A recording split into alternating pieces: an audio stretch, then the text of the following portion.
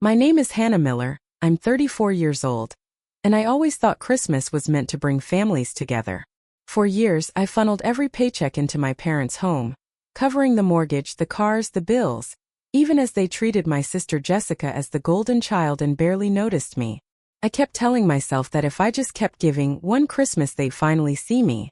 But last Christmas dinner, instead of thanks, I was told I wasn't part of the family, accused of jealousy, and left staring at faces that had gone cold. What would you do if the very people you gave up everything for pushed you out on Christmas night? Stick with me because what happened next shook our house to its core, and you won't believe how fast everything changed. Let me take you back. I grew up in a quiet neighborhood on Lansing's east side, in a house that always looked bigger from the street than it felt inside. It was a two-story, pale blue place, the siding faded and the roof leaking whenever rain hit hard. In the backyard, a crooked swing set leaned to one side after years of weather, the chains squeaking whenever the breeze blew. That house held every childhood memory, both the sweet ones and the kind that planted bitterness I'd carry into my adult years.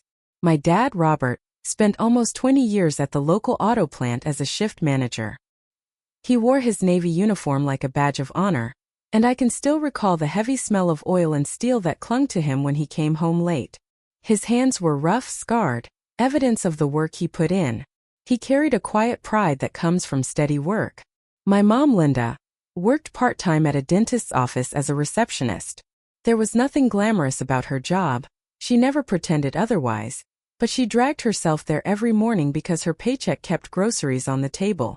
She'd come home with tired eyes, change into slippers, and move straight to making dinner, as if exhaustion was just part of her routine. In 2010, everything shifted overnight. The plant downsized and my dad lost his job, despite all his years there. I was away at college when it happened, but I came home that weekend. The living room was heavy with silence. My dad slumped in his recliner, staring at a muted TV. My mom tried to stretch her paycheck, but soon envelopes with overdue notices began to stack up on the counter. At night, their whispered arguments seeped through the walls. For the first time, I understood what it really meant for a house to feel unstable. Even before that, I knew exactly where I stood in the family. As the oldest, I was the reliable one, the daughter who never made trouble. I followed the rules, studied hard, and kept quiet. Jessica, 6 years younger, was the bright star in their eyes. If she scraped by, she was celebrated like a champion. One Christmas stands out. Jessica finished the school year with a C average, nothing special. But under the tree was a new pink bike with a basket and shiny ribbons.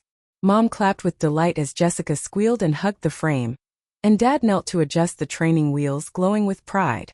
I stood nearby with my straight-A report card, waiting for someone to notice. Dad glanced at me, patted my shoulder, and muttered, "Keep it up, kiddo," before turning back to Jessica. That was when I realized doing well would never make me special to them. It wasn't just that Christmas. Jessica always got more, the bigger bedroom, new clothes, while mine came from cousins or discount racks. At every school function, Dad's voice boomed for Jessica, even if it was just a participation ribbon. When I walked across the stage for an academic award, his applause was polite, almost distracted. I remember being 10 when Jessica came running in with a math worksheet scored at 60%. Mom kissed her forehead, told her she'd done her best, and announced we should go for ice cream. That same week, I'd won first place in the regional spelling bee. But my ribbon stayed folded in my backpack unnoticed. That night I lay awake staring at the ceiling fan, wondering why my best was never enough. Around that time I realized Jessica had learned to lean into her role, acting as if applause belonged to her by default. She'd interrupt me at dinner, and if I objected, Dad would scold me for being too harsh. Mom always said Jessica was sensitive, needed encouragement. Me? I was told I was strong enough to handle it on my own. Nothing changed as we got older. Jessica's confidence grew with constant praise, while I faded into the background as the quiet achiever who'd never measure up. I kept hoping my hard work would force them to see me. Maybe when I graduated with honors or when Jessica failed they'd understand. But recognition never came. When Dad lost his job, the favoritism only deepened. Jessica was still in high school, and Mom and Dad poured what little they had into keeping her comfortable. Cheer practice, hot meals, spending money. Meanwhile, I was juggling part-time shifts at the campus library and tutoring just to buy books and meals. I told myself they were doing their best, but deep down I knew their best was always for Jessica. Looking back, I see how that imbalance shaped everything. It wasn't just a rough patch. It was the foundation of our family. I was the dependable daughter, always expected to figure things out. Jessica was the fragile star who needed endless support. That reality became the quiet wound I carried into adulthood, bleeding into every decision I made. It's hard to explain what it's like to grow up invisible. To know that no matter how much you give, it'll never be enough. That knowledge sat in the back of my mind through every achievement and sacrifice. It's why years later at a Christmas dinner that should have been full of warmth, that imbalance finally exploded in a way none of us could undo. When I graduated from Michigan State in 2013 with a computer science degree, I thought I'd finally earned my freedom. 4 years of student loans, night shifts, tutoring, and endless coffee just to scrape by. My diploma felt like a ticket to something better, a way out of my family's shadow. But even then, I knew the weight of responsibility was something I'd never put down. Those first years were hard. Rent in East Lansing was steep, and by graduation I was deep in debt. While friends celebrated summer trips and internships, I took extra shifts at a diner on Grand River, just to make my interest payments. 2 years later, in 2015, I landed my first real job in Detroit at Midwest FinTech Solutions. The salary felt huge compared to what I'd made before. I moved into a modest one-bedroom, bought a used Honda Civic, and for the first time, I felt the flicker of pride in my own stability. Then the phone calls started. At first, Mom's check-ins were friendly. How's work? Like the city? Met anyone? Then the tone shifted. Late fees piling up, the roof leaking, Dad's unemployment running out. One night, she cried about the car being repossessed. I sat on my apartment floor, staring at my own stack of bills, guilt rising in my chest. So, I offered to help, a one-time payment to catch them up, then a monthly mortgage check. $800 a month, then $400 for utilities, $600 for the car. And soon I was covering nearly every major expense.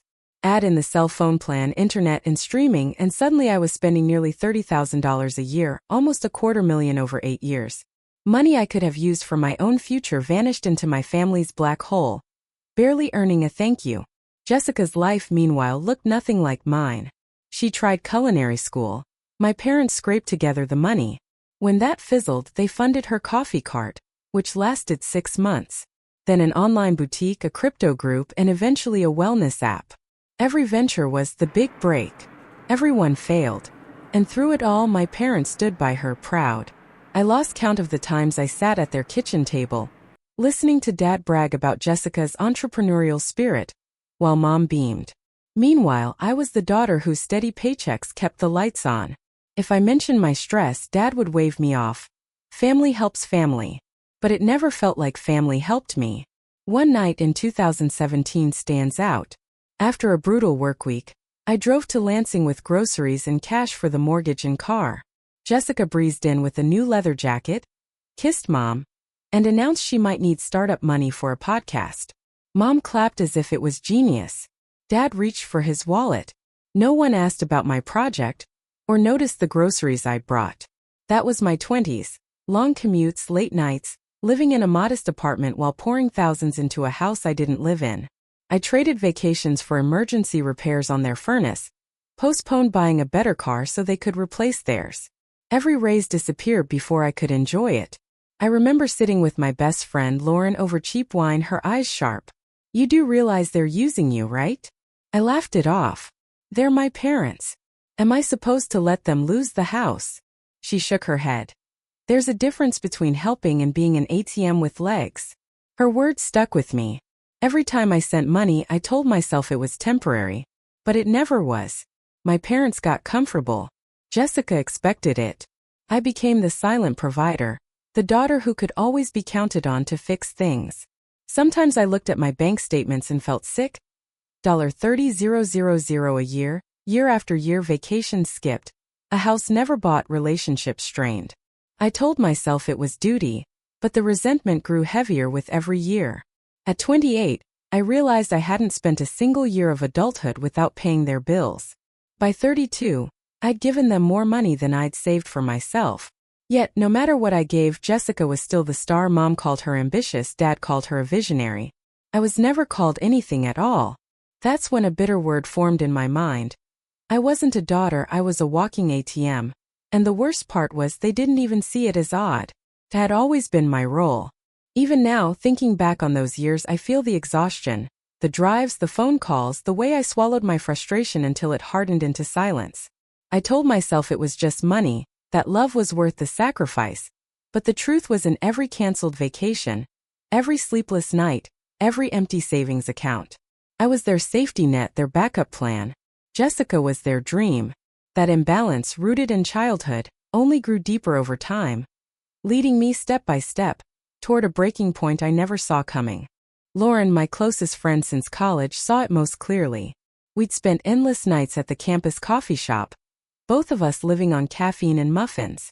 By our 30s, she was teaching English in Ann Arbor, and I'd built a routine of driving out to see her once or twice a month. We'd open a bottle of wine, curl up on the couch, and talk until midnight. One night, after I'd finished complaining about another unexpected bill, she set her glass down hard, eyes steady. "You do realize they're taking advantage of you, right?" I laughed, swirling my wine. "They're my parents, Lauren. What am I supposed to do? Let the lights get shut off?" She shook her head. "That's what I mean. You think their survival depends on you. Doesn't. You're holding everything together while they treat you like a backup plan." I tried to argue, but her words stuck. A week later, she came to my Detroit apartment. I'd been saving in a glass jar on the shelf above my desk. Every month, whatever small amount was left after my parents' bills went in there, labeled emergency fund. Lauren picked it up, turned it in her hands, then set it down and laughed sharply. "That's not an emergency fund, Hannah. That's your guilt jar." I frowned. "What do you mean?" She sat down, leaning in. "You put money in there for them, don't you? You think if you have it ready, you can bail them out when they call. That's not savings. That's you carrying their weight before they even ask." Her words stung because they were true. "They're my parents," I whispered.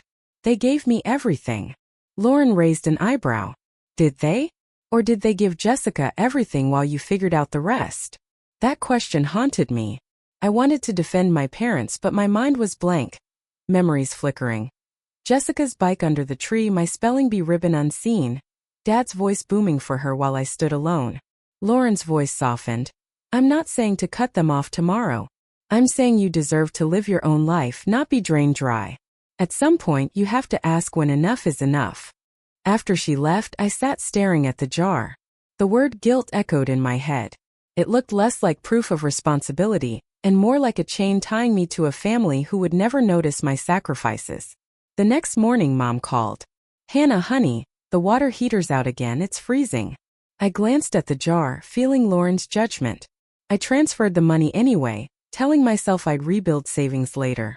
At work, my manager congratulated me on a project, praising my leadership. For a moment, I felt real pride, until my phone buzzed with a text from Jessica. "Just got a new leather jacket. You wouldn't believe the deal." I knew Mom or Dad had paid for it. The pride dissolved into something bitter. Lauren invited me over again the next weekend. As we sat at her kitchen table, she grated papers and I picked at crackers. "They asked for money again, didn't they?" she guessed. I nodded. She leaned back, exhaling. "This isn't sustainable. You're building a life, they're adults. They'll figure it out." I wanted to tell her she didn't understand, that family is different, that I owed them. But even as I thought it, the words rang hollow. What had they really given me, besides the expectation I'd always be fine, and the constant reminder that Jessica's failures mattered more than my successes? That night I lay awake, the jar glowing faintly in the corner. I kept seeing Lauren's face, calling it my guilt jar. She was right, it wasn't just about money, it was about a lifetime of believing my worth came from what I could provide, not who I was. For the first time, I wondered what would happen if I stopped. If next time Mom called, I said no. The thought terrified me, but also brought a strange relief, like opening a window in a stuffy room. The question wouldn't go away. Was I really helping them? Or was I letting myself be used because it was easier than facing the truth? The answer felt too heavy, so I let sleep pull me under, knowing the doubt had already been planted. By December 2023, I had just led the biggest project of my career. Our team at Midwest FinTech Solutions delivered a new banking platform ahead of schedule, the client's feedback glowing. My manager called me in, shook my hand, said there was talk of a promotion. For the first time in years, I thought maybe my hard work would finally mean something for me, not just for the bills I paid for others. That little spark barely lasted a day. Mom called, voice casual but commanding. Hannah, we think it's best if you host Christmas this year. Our house feels cramped. Your apartment has such a nice layout. I hesitated. My place was small, but I knew if I said no, she'd nitpick. So I said yes. I sat at my kitchen table that night making lists. Turkey, ham, vegetables, pies, good wine, decorations. Lauren came with me to the store. We pushed a heavy cart. And at the register, my total was over $400. I tried not to wince swiping my card. Lauren gave me a look. You know none of them are going to appreciate this, right? I shrugged, masking the sting. Maybe this year will be different. It's Christmas. For a few days I let myself believe it. I imagined the table set with candles, my parents smiling, Jessica pitching in. I poured my hope into the food and the plans, arranging my small space to feel warm. 3 days before Christmas, Mom called again, this time almost dismissive. We've decided to just do Christmas here at our place. Aunt Barbara wants to see the house, and you know how your dad prefers being home. I stared at the groceries I'd already bought. But I've been planning. I've bought everything, I said. Just bring it all here. It'll be cozier. After she hung up, I sat alone at the kitchen counter. $400, days of planning, all brushed aside. I wanted to scream, but instead I rearranged the containers and told myself I'd make it work. At the office, my manager stopped by my desk, asking if I'd be at the holiday party. I said yes, but inside I was torn. I wanted to celebrate with the team, but I was drowning in lists for Christmas dinner. When the time came, I stayed late in my kitchen prepping side dishes. Lauren called that night, hearing the exhaustion in my voice. This is exactly what I warned you about, Hannah. They moved the line every time. I tried to laugh it off. It's Christmas, Lauren. I just want it to go smoothly. She replied. Smooth for them, maybe. Not for you. Her words stayed with me as I scrubbed counters and packed casseroles, thinking of the praise I'd finally gotten at work, the recognition I'd always wanted. Yet here I was again, pouring myself into a holiday that would never earn more than a shrug. Christmas Eve, I loaded my car with food and gifts, drove through the slush to Lansing, rehearsing in my head how I'd keep my patience. The house looked the same, tired, strung with colored lights, Dad's old truck in the driveway, the Christmas tree glowing in the window. I hauled bags up the steps, knocked with my elbow. Dad opened the door, glanced at the bags and said, You're blocking the driveway, Jessica will need to park there. He stepped aside, not offering to help. Inside, Mom came out, wiping her hands. She eyed my sweater dress, lips tight. Some of us have been cooking since 6 this morning. I forced a smile, setting the bags down. I brought everything, prepped and ready. She turned back to her own pot. You know your father only likes my recipe. I stood there with my trays, feeling the weight of it all, money, effort, time, and still said nothing. I washed my hands, tied on an apron, and started arranging dishes, because despite every warning from Lauren, I still hoped that maybe if I tried hard enough, this Christmas would be different. That hope, fragile as it was, carried me through the evening. I cooked, I smiled, I ignored the small comments. Deep down, I told myself that maybe, just maybe, if I worked hard enough, my family would finally see me. On Christmas Day, I made the drive back to Lansing, trunk full of trays and bags. Snow dusted the road, the air bit with December cold. Every house seemed alive with decorations. Kids building snowmen, neighbors waving. I parked by the garage my mid-range sedan, an accomplishment even if Dad never saw it that way. He came out as I unloaded, eyes sliding over my car. Seems awfully fancy for someone your age, he muttered. I forced a smile. Just reliable, Dad. He shrugged, walked inside. I hauled bags to the porch, arms aching. No one helped. Mom appeared as I set food down. She eyed my hair and the new sweater dress I'd bought just for the holiday. No time for all that. Some of us have been busy since dawn. I swallowed the sting. I thought it might be nice to look festive. She was already back at the stove. I set pies on the counter, careful not to crowd her. Need anything? She shook her head. Just don't overseason the potatoes. Your father only likes mine. The words were familiar, sharp but routine. I lined up the wine, unwrapped the labels. No thank you for the groceries or the hours prepping. Dad passed through for a beer, glancing at the trays. You spent a lot, didn't you? Should probably save instead of throwing money at food. He popped the cap and left. The weight of their dismissals pressed on me. I arranged serving spoons, set the table with the cloth I'd brought, tucked sprigs of pine by the napkins. When I stood back to admire it, Mom leaned in. Maybe next year stick with plain napkins. This is a bit much. I bit my tongue. The room felt colder than the snow outside. My hands shook as I adjusted plates, not because they needed it, but because I needed something to do. The TV droned, Dad shouted at the game. Mom hummed as she tasted her stuffing. Not once did she acknowledge the food I'd brought. When the doorbell rang, I froze. Aunt Barbara and Uncle George stepped in with their daughter Natalie, and suddenly Mom's voice shifted, full of warmth. You made it. Come in. She fussed over them in a way I craved all morning. Barbara hugged me, whispered, You look wonderful, dear. Natalie grinned, offered to help. As we chopped celery in the kitchen, she whispered, Your table looks beautiful. Relief ached in my chest at the small acknowledgement. But the house stayed heavy. Every comment from my parents reminded me I was too much, too independent, too polished. The more I tried to bring warmth, the more determined they seemed to keep me cold. By the time I checked the turkey, my patience was worn thin. I'd been smiling for hours, ignoring the sting of their words, pretending not to notice the lack of gratitude. As I closed the oven, I knew deep down that no amount of effort would change how they saw me. The house was filled with holiday scents and music, but beneath it all was a tension so thick it was hard to breathe. The front door opened, a rush of cold air, and Jessica's laughter filled the hallway. She arrived late, boots clicking on the tile as if the whole night had been waiting for her. Dad jumped up, face lighting up in a way I hadn't seen all day. There she is, the star of the show. Mom hurried in, arms wide, hugging Jessica tight. Jessica tossed her coat, hair gleaming, voice carrying as she announced, Sorry I'm late, had to talk with a friend about my new business idea. Dad beamed like she'd won the lottery. I stood in the kitchen, hands shaking, watching them glow at her arrival, the opposite of the silence that met me. Jessica dropped her purse, leaned back in a chair. So I'm working on a big fitness app. It's going to revolutionize home workouts. Just need about $40,000 to get the prototype built and launched. Once it takes off, it'll be huge. Dad nodded, completely sold. Mom clasped her hands. That sounds incredible, Jess. You always have the best ideas. I listened a moment, pulse quickening, then asked, What makes it different from all the others out there? Do you have developers lined up? Have you looked at the failure rate in that industry? Jessica waved me off. I'm not worried about competition. You wouldn't understand, Hannah. Actually, I work in tech. Investors want more than an idea. Mom cut in.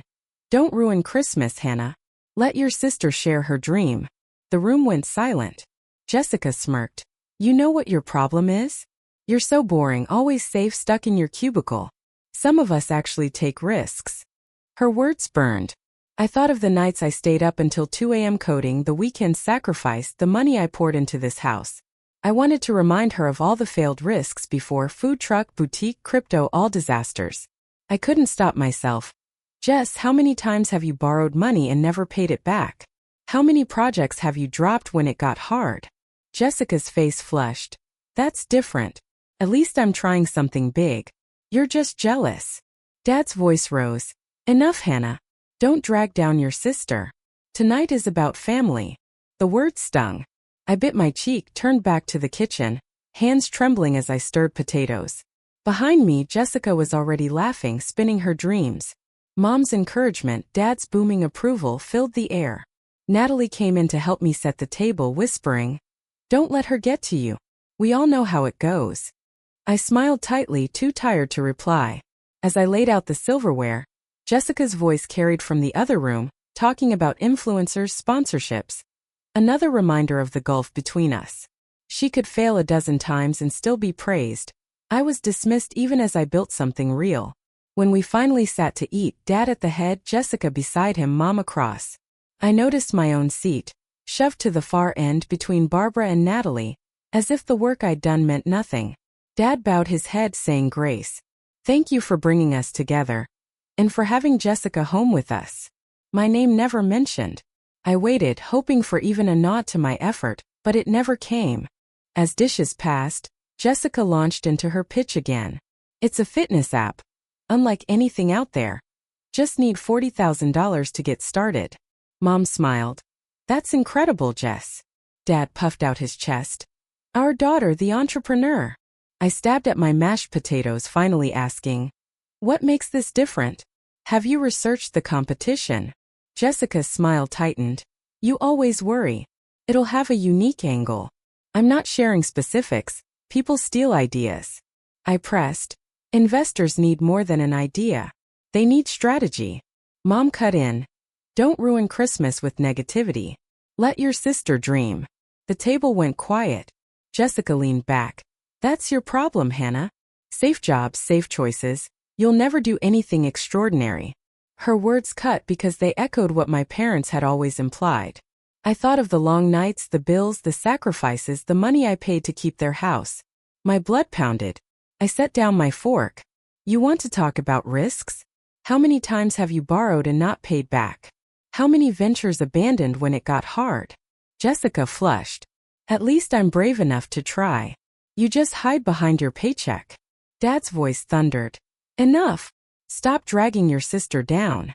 I took a breath, voice steady. I'm not tearing anyone down. I'm telling the truth. For 8 years I've been paying for this house. $800 a month mortgage, $400 in utilities, $600 for cars, insurance, phones, internet, emergencies, almost $30,000 a year. Over 8 years, close to $250,000. Forks froze, Aunt Barbara's eyes widened, Uncle George leaned back, Natalie stared. Jessica opened her mouth, but no words. Mom's face drained of color as she put down her wine. Dad slammed his fist, plates rattling. You think paying bills makes you family? Doesn't. Family is loyalty, not money. Get out. The words hit harder than a slap. My own father telling me to leave the house I'd supported. Mom leaned close, her voice sharp but quiet. You're just jealous of your sister. You always have been. That was the knife twist. After all the sleepless nights, the sacrifices, that's how she saw me, jealous. I pushed my chair back, hand steady, my chest burning. Fine. If that's how you feel, let her pay the $8,600. Gasps around the table. Jessica looked to our parents for rescue. Dad glared, but for once I wasn't scared. Aunt Barbara started to speak, then stopped. Uncle George just shook his head. Natalie sat frozen, fork in hand. I laid my napkin down. For the first time, my voice clear. I'm done pretending. I'm done carrying the weight and being treated like I don't exist. The room stayed silent, thick with shock. I grabbed my purse, looked once at the faces. Rage, guilt, shame, shock. Then walked toward the hallway. Every step away from the table feeling like a release I'd waited my whole life for. Natalie caught up, touched my arm, voice trembling but strong. Don't let them make you feel small, Hannah. We see how much you do, even if they never say it. I managed a weak smile, squeezed her hand. Thank you, I whispered, pulling my coat tight and stepping into the cold. Outside, the air hit me like ice. For a moment I just stood, watching snow swirl beneath the streetlight. My car sat alone, a thin layer of frost on the windshield. I slid into the seat, fingers stiff as I turned the key. The engine rumbled and I sobbed, a sound that ripped from my chest. I drove through Lansing, tears blurring streetlights, until I hit the highway for Detroit.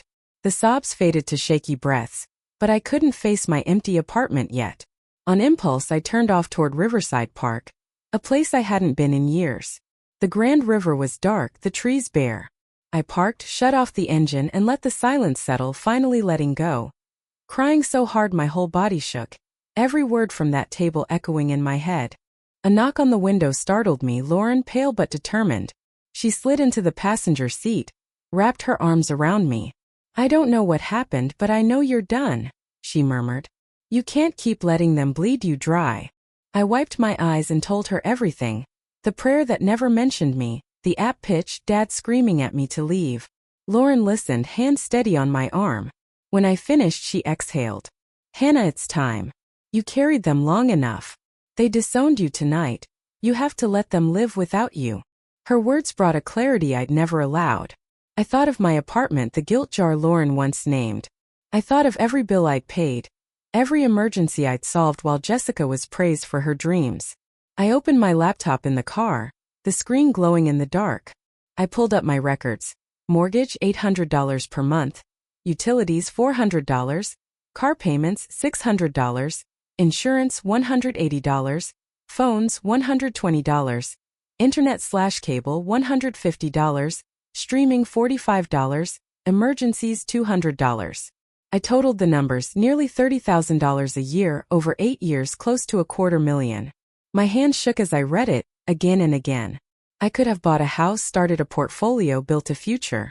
Instead, I funded their comfort and got told I never belonged. Lauren leaned in. This is your proof. It's everything you've done. It's time to stop. I closed my eyes, letting the number burn into my mind. For years, I'd equated sacrifice with love, thinking if I gave enough, they'd finally see me. But love never came, only expectation. When I opened my eyes, the tears were gone. Beneath the pain, something new, resolve. For the first time, I wasn't just mourning what I'd lost. I was starting to see what I could reclaim. Back at my apartment, I sat at my desk, the number glaring from my spreadsheet. A map of every step I'd taken, showing me where I finally had to stop. I stopped planning how to save them and started planning how to save myself. I opened every account I'd managed for years. The mortgage, auto payment, my name as account holder. I hovered, then clicked cancel. Utilities, electric, water, gas. Each linked to my debit card, each quietly draining me. I removed my info, typed in Dad's name, forwarded the logins to his email. The car loans were harder. I called the lender, calmly explained I'd no longer be responsible, had them revert payments to Robert and Linda Miller. My palms were damp, but my heart felt steady. Insurance was next, auto, home, medical, every policy tied to me. I canceled each, emailed Mom. You're now responsible for these premiums. The cell phone plan made me laugh bitterly. Years of complaints about the bill, refusing to drop Jessica's upgrades. I opened the provider's site, changed the password, removed every device but mine. Service for your numbers will be suspended in 3 days, unless you create your own plan. Internet, cable, streaming followed. For the first time in 8 years, their Wi-Fi wasn't mine to fund. Finally, the security system I'd bought after a neighbor's break-in. I exported their settings, hit shutdown. Through the camera, I watched the Christmas tree lights flicker and go dark. The living room plunge into shadow. The house I protected for years was now silent, unguarded. Felt like watching a chapter end. That house was no longer my burden. It was almost midnight when I finished. My apartment was quiet, but not the suffocating kind, it was peaceful. I poured a glass of water, watched snow fall beneath the street lamp. For the first time in almost a decade, there were no payments, no alerts, no emergencies waiting to drag me back. The accounts were closed, ties severed. As I sipped my water, I thought of Dad's words. Paying bills doesn't make you family. In a way, he was right, not the way he meant, but right all the same. Family isn't about money, but it's not destroyed by refusing to be used either. As I climbed into bed, I knew the real storm would come in the morning. The sun was high when I woke, winter light spilling through the blinds. My phone lit up, 43 missed calls, 68 unread texts, a dozen voicemails. My chest tightened. The first voicemail was Mom, frantic. Hannah, what's going on? The power's out, the heat's off, we can't make coffee. Fix this. The second was Dad, cold. Whatever game you're playing ends now. You have until noon to restore the accounts or I'm calling a lawyer. This is elder abuse, Hannah. Jessica's voice came next, furious. You've ruined Christmas. I had an important meeting and now the car's gone. You're pathetic. Fix this or don't bother calling yourself my sister. Then Mom again, trembling. Your father had chest pains. He's at the hospital now. If anything happens, it's on you. My stomach dropped. Was Dad in the hospital because I stood up for myself? Before panic could take over, a text from Natalie buzzed. Don't believe what they're saying. No one's at the hospital. They're at the house with police. Your dad looks fine, just angry. I let out a shaky breath, scrolled further. Another voicemail, Dad booming. You think you can humiliate us? I told the officers everything. You hacked our accounts. You'll regret this. I opened my security app, surprised to find the backup feed still connected. The living room appeared. Dad pacing, waving at the police, Mom wringing her hands, Jessica scowling by the tree. The cameras had no sound, but their body language said everything. Dad wasn't sick, he was angry. Mom wasn't broken, she was pretending. Jessica wasn't a victim. She was fuming at losing control. The knot of guilt loosened as quickly as it had formed. Another text from Natalie. The police said it's a civil matter. Honestly, they looked embarrassed when your parents tried to get them on their side. I closed my eyes, letting the words sink in. Embarrassed, for years they'd hidden behind me. Behind the comfort I provided. Behind the perfect family image. Now the curtain was pulled back. The neighbors saw the squad cars, the relatives would hear. Their pride had cracked, and I hadn't even raised my voice. One more voicemail, Mom's voice lower, almost pleading. Hannah, please. The mortgage company called. What do? We don't have that kind of money. Just come over, talk this out. We can fix this as a family. The word family no longer stung, it rang hollow.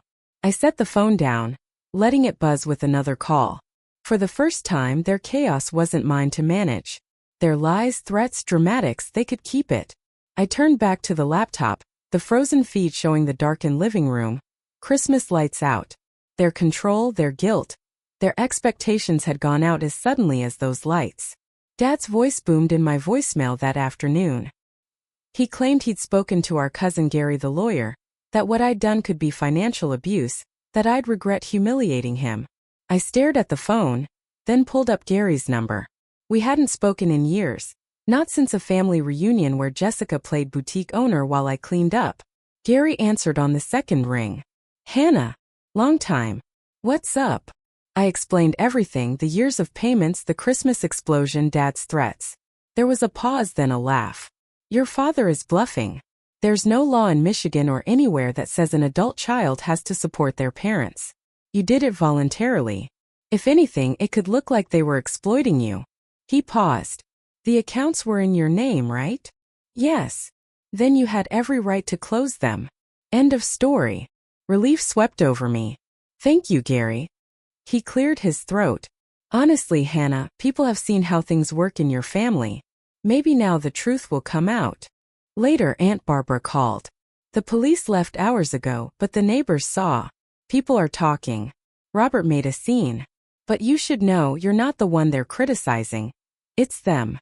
I pictured the flashing lights, the whispers. Uncle George got on the line. You did what you had to, Hannah. We all know how much you carried. Surprised it took this long. The most surprising call was from Aunt Diane, Mom's older sister. Her voice cracked. I should have said something years ago. I saw how they favored Jessica, how they leaned on you. But every time I tried to bring it up, your mom shut me out. People deserve to know the truth. You've been keeping that family afloat while Jessica drained them dry. The next day, Barbara and George went over to my parents. Natalie later told me what happened. They sat in the living room, the air thick with embarrassment.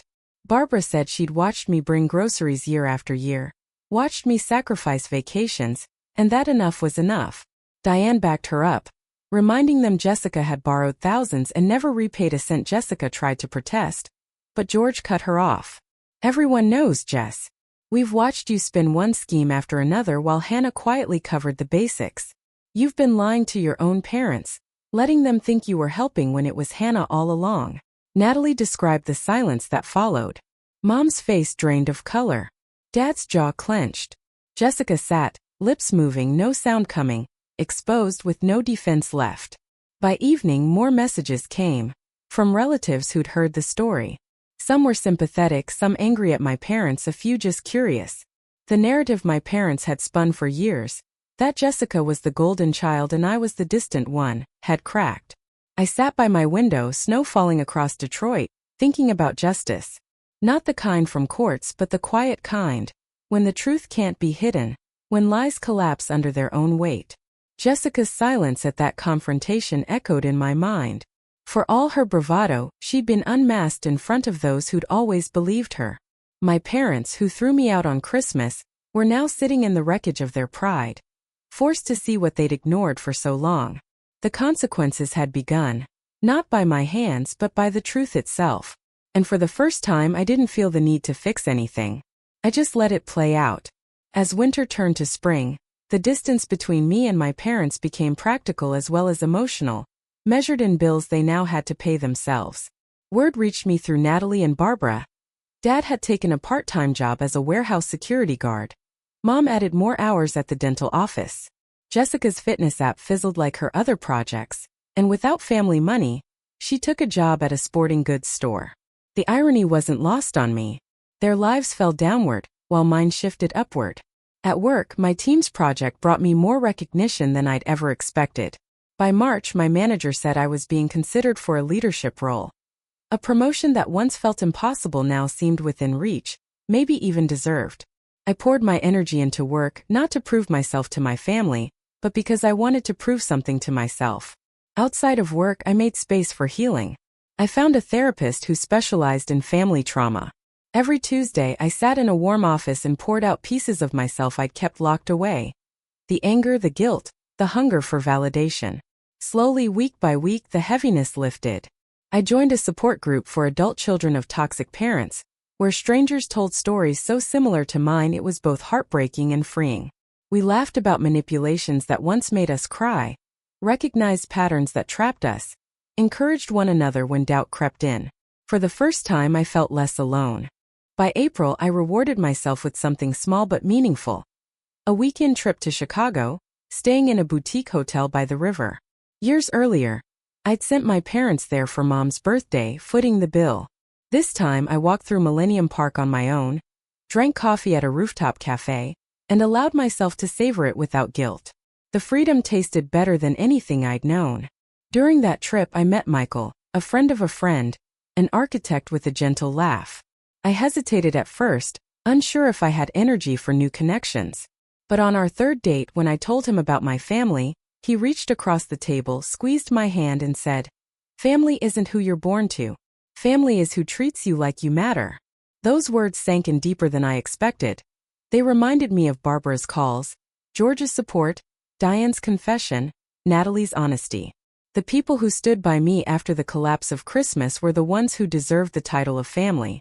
They checked on me without demanding, celebrated my achievements, loved me without conditions.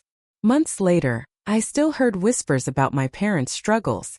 They'd sold the old house, moved to a modest rental. Dad complained but kept working. Mom's health wavered. Jessica still spun stories about new opportunities, but no one funded her anymore. Their world had changed. Part of me felt pity, but I knew it wasn't my job to fix it. Instead, I built something different. My apartment filled with laughter from friends, quiet from evenings alone, the steady hum of a life no longer chained to guilt. My savings grew. My confidence grew. With Michael, I began to imagine a future that was mine, not built on sacrifice for others but on balance and choice. Looking back at that Christmas night, I don't just feel pain. I see it as the moment I was set free, the night the lies broke, the truth emerged, the night I stopped begging to belong and started choosing where I did. If you've ever faced a family who made you feel less, who took your giving for granted or confused loyalty with control, know this: you're not alone.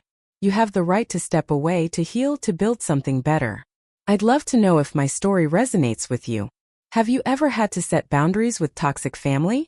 What helped you find your strength? Share your thoughts in the comments, give this story a like if it spoke to you, and subscribe if you want to hear more journeys like mine. Thank you for listening. Take care of yourself and remember, real family isn't defined by obligation. Real family is who treats you like you matter.